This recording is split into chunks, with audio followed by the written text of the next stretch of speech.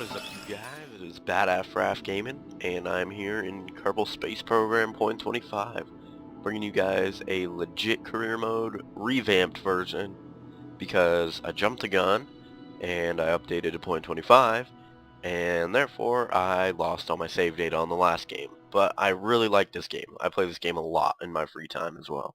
So I figured, why not make a series out of it? And I'm going to, because you know what? I enjoy this game, so I'm gonna play it, I'm gonna record it, I'm gonna upload it, and we're gonna do a legit career mode. Now I do have some mods. Those would be the Visual Enhancements pack. That would be the Edge of Oblivion one by Astronomer. Go ahead and check that out on Kerbal Curse Forge.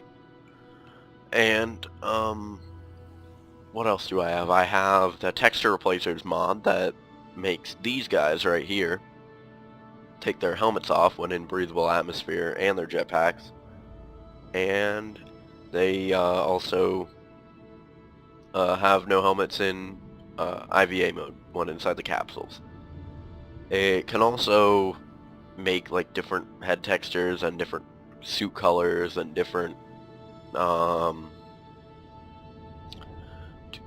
what else can it do? It can do all different kinds of things with textures all over the game. And another cool thing it does just by default is that the visors have reflections in space, and you can see the stars in the background. So I just think it looks cool. And I also have Hot Rocket's particle effects because, in my opinion, the old ones were kind of meh. I don't know. They seemed lackluster. Alright, we're gonna call this Legit Space Program. It's gonna be career mode. We're gonna go to difficulty options, and we're gonna not allow that. And then everything else seems pretty good to me. I'm just gonna accept. Change the flag. Accept and start. And the other mod I have is Chatterer, which just adds ambient noise like chatter between the crew capsule and mission control, and it adds breathing in EVA, and it adds wind while in atmosphere, just ambient wind noise. And those are all mods. They don't really change anything. They just make the game a bit nicer, a bit more polished. I just like them a little bit more. If they could, I don't think it would be too hard to implement all of those into the full version when indeed it does come out. Because they're talking about how 1.0 probably isn't, I don't know, it's still a ways off, but closer than some people had originally thought. And also how the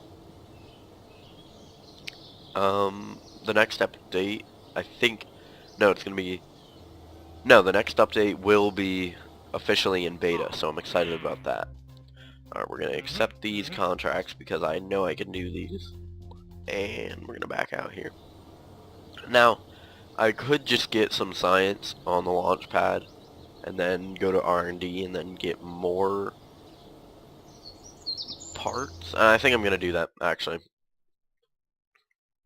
I think I'm going to do that. Just pop a crew capsule down and launch that. Now, some people might think this is like, you know, cheating or cheap at the very least, and I agree that while it's kind of scummy, I don't really care because I'm bad at this game and I need all the help I can get. So, I'm gonna take a crew report, keep that. EVA, grab the EVA report, keep that. Take that data, hop back in, EVA, drop down, take a surface sample actually, then take an EVA report, and then get back in. And I think there's even one last one I can do if I just accelerate my way down here.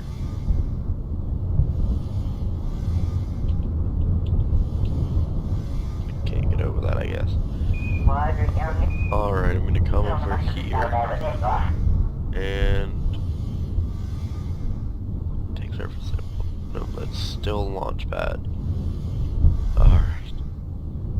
this way. Come on. We have to get outside of this, like, hexagon.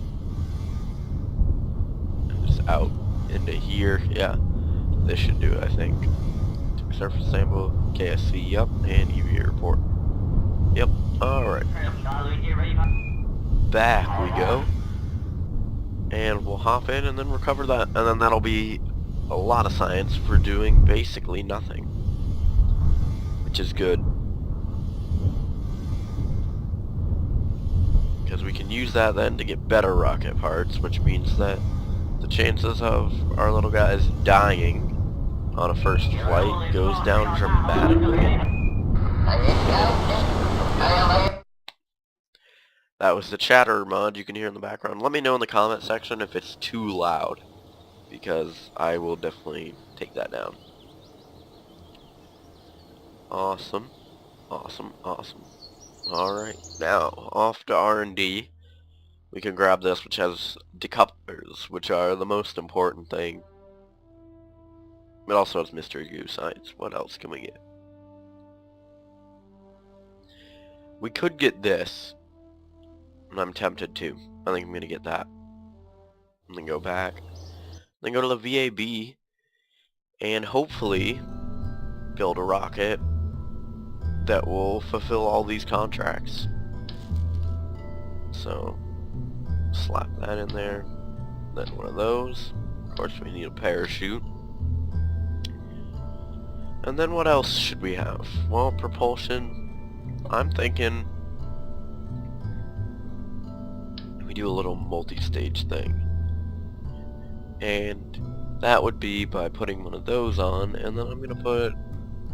Well, this one has slightly lower thrust. It also has thrust vectoring, so I'm probably just going to use this one. And we'll want another decoupler on there. Make sure it's on the very bottom. Yeah, that should work. And then I'm just going to put a stack of like 3 of these tanks. Alt is to copy parts, if you did not know. And then yeah, thrust vectoring is just nice gimbaling. I actually don't have radial decouplers.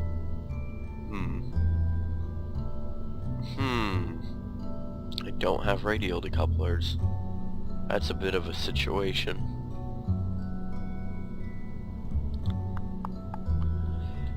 I could always drag those as dead weight, but I don't really want to. That's frustrating to me. Alright, so what we're gonna do is we're gonna add these mystery goo containment units here. Make sure angle snap is on, and symmetry mode, just put 2 of those on. And then go back to propulsion and grab ourselves. Ooh, I don't know, I don't like just carrying the dead weight with me. It was stupid of me to have not gotten radial decouplers as well. I don't think we have science though. Oh well, you know, we're gonna launch like this and see what happens. So we can call this baby the Pioneer 1. Launch it. No need for action groups or anything, because it's a pretty basic rocket.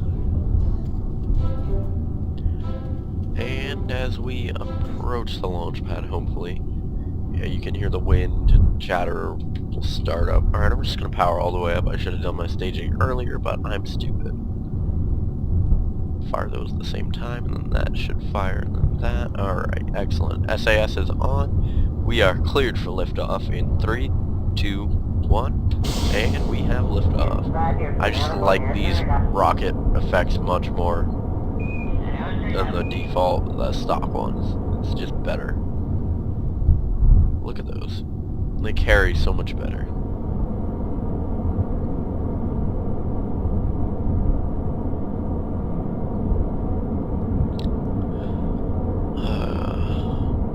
I should have done thrust limiting on these, actually. Another mistake. That frustrates me. We can take a crew report, however. Keep that. We can take a mystery report as well. Keep that. Those are going to run out before we're even halfway out of fuel. And that's just dead weight now. Excellent. It's precisely what we want in a rocket, is lots of extra weight that doesn't add thrust. We are still accelerating though, but not nearly efficiently, and not nearly as efficiently as if we had radial decouplers to throw those off. Whatever. I'm going to start a gravity turn. I'm not going to really go for orbit. I think this thing could make orbit with radial decouplers. Maybe not by me because I'm a horrible pilot, but, you know, maybe. And I'm just going to leave this at like 45 degrees. Just pretty aggressive angle here. This gravity turn. We're now in the upper atmosphere. That's out, and fire that, and away we go. Now this stage is going to burn out quick, but it's going to have a lot of acceleration because a big engine, little fuel tank, little capsule. I don't know, is this one different yet? Yeah, okay, upper atmosphere, keep that. And that's that. Are we going to make it into space? Yeah, pretty handily. Alright, that's good. And I'm just going to warp to the edge of the atmosphere. Alright, we're in space. Congratulations. Which means that we can EVA here. And we can take an EVA report. We can also take that data and hop in. We can do another report from in space. And then, hold on. I want to report, EVA report, just above Carbon's water. So, how EVA reports work is that, when you're in low space, which is under 250 kilometers, you can just, you can actually get biome-based science. So, like, if you're in low EVA around, Carbon, and you're over the mountains, that's going to give you a different EVA report than if you're over the shores, than if you're over the water, than if you're over the desert, somewhere out on this continent. I think it starts right there. Like, that's the desert. But anyways, if we could make it to the desert, that would be phenomenal. I think we're going to actually overshoot. No, we're going to go over the southern tip of that continent. It's not ideal. I think we're going to get a splashdown though. Actually, I don't know. I don't know for sure. But we've gotten all the science we can get for right now, so I'm just going to time warp until we are actually coming down. And as you can see here on the nav ball, they have enhanced it with more indicators for your normal directions and whatnot, so that doing inclination changes is far easier without having to set up a maneuver node or just guess, which is what I usually do, and usually end up wasting fuel in the process. So that's good. We're just going to time warp in now, and we are in the atmosphere. I can actually eject this. Don't need that, and I can pop the parachute. Turn SAS off and coast in for a nice splashdown. Oh man, I missed. I could have gotten, maybe I could have gotten science from over that. Oh well. I'm sure I'll have other opportunities for science. As you'll see, our other stage heat up as it shoots past us down through the cloud deck. Leaves a little hole. Cloud deck. That'd be cool. Clouds behave that way. I don't know, do these textures look weird to you? No, it's just because clouds over the ocean look odd. See, we have two different, we got higher level clouds, then we have our lower level, fluffier clouds. These actually look like storm clouds. Could just be because it's nearing night, but it looks pretty stormy to me, and we are literally in the middle of the ocean. There is nothing around us. Jeez. Man, we sure nailed it for the middle of the ocean. Wow. Alright, here we come. Since we are above sea level, I can just time warp, trusting it, and whoosh, parachute pops. And now I can fizz warp down until we approach the water. 7.3 meters per second. That seems awful fast to me. 7.3 meters per second. So if a meter is 3 feet, if you're multiplying, alright, so let's just say 7 meters per second times 3 feet, that's 21 feet per second. That means when you're 21, that's like, if you're 21 feet above the ground, that's 2 stories. And you fall and it takes you 1 second to hit the ground. That's how hard that thing just hit the water. That seems like awful fast to me, but Jeb doesn't really seem to mind, although Jeb doesn't really care about anything. Alright, we're gonna EVA, get an EVA report, take this data, hop back in, get a crew report, EVA, hop out, right, take an EVA report, and take a surface sample, and then I think we can actually go around. There we go.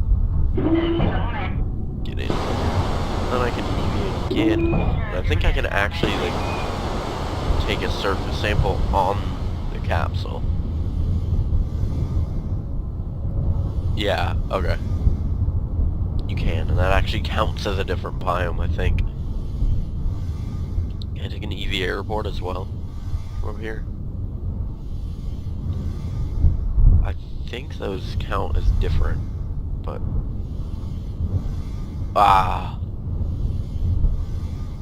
man, those both are. Alright, well, that's all the time we're gonna get out of this, so I'll recover. And I would say overall that was a pretty good first launch. Reputation hops up a bit. We have 82 science to spend. We have 65,000 funds, as well as having completed 3 contracts.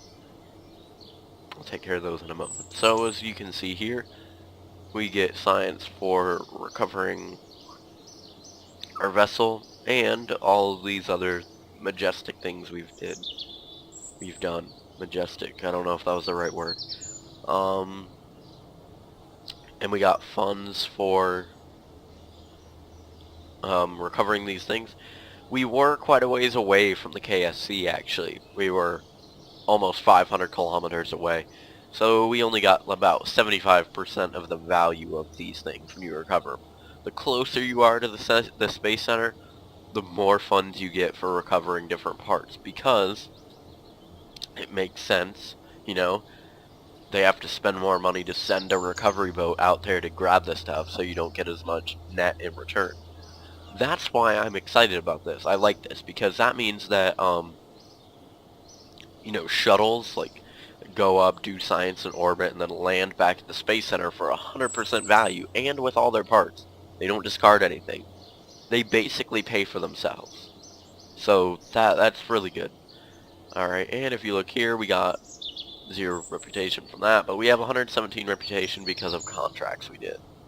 So, yeah, those got taken care of automatically, I think. Now we can hop down here into the science tech tree, and I'm going to grab all 3 of those most basic nodes, and we still have 49 science to spend, which means we can get one of the nodes in here. This is working more towards plane parts, which I will want to do at some point when I can build an SSTO and use that for more science, but not right now. Advanced construction, meh. Struts. This is basically just struts. Yeah, those are necessary. Better decouplers, meh. Those are pretty good, and I don't really care about the tricoupler. That's not a horrible engine, and that fuel tank's pretty necessary for 1.25. And here we have more science. Okay, I'm gonna grab this, alright? But here's my reasoning behind this. while these give us more parts and more functioning parts, well, this one doesn't give us more parts, but well, these give us like more practical and like more actual like structural functioning, useful for building rockets and stuff parts. These are very important. The Communitron don't really care about because I try and recover all my data to get full value from it, because you can't science spam anymore like you could a couple versions back when you could just transmit data over and over and over again. There wasn't a limit on it, so you could basically suck all the science out of it, even by transmitting. You just had to do it over and over again. But see, so the Communitron doesn't really matter. The battery in large really doesn't matter until you get solar panels that can recharge it. This is what matters, the Science Junior, because it gives a lot of science, especially for early game. It gives a lot of science for early game is what I mean. So yeah, a lot of science from this, which allows us to pay for these, right? This will pay for itself and all of these in probably 3 flights. That's my guess. That's my reasoning. From past experience, in about 2 or 3 flights, this alone will pay for all of this and these 3. So yeah, I'm getting this. Which also opens up the door to electrics, necessary for interplanetary, well, basically inter-body, maneuvers and stuff. Unless you have these solar panels, they're not the best, but they're good. They're solar panels, right? You get solar panels pretty early, you get a smaller battery pack, and you get lights, which you need for moon landings. Because if you've ever tried to land on the dark side of the moon, and you don't have lights, you die. You die. More science here with a thermometer. Not a lot of science, but you can use it like everywhere. So, also science there. Ladders, meh, you're gonna need those later. They're good for climbing, like on the sides of things, but the extendable ladders, which are in the next one, I think, are what really matter.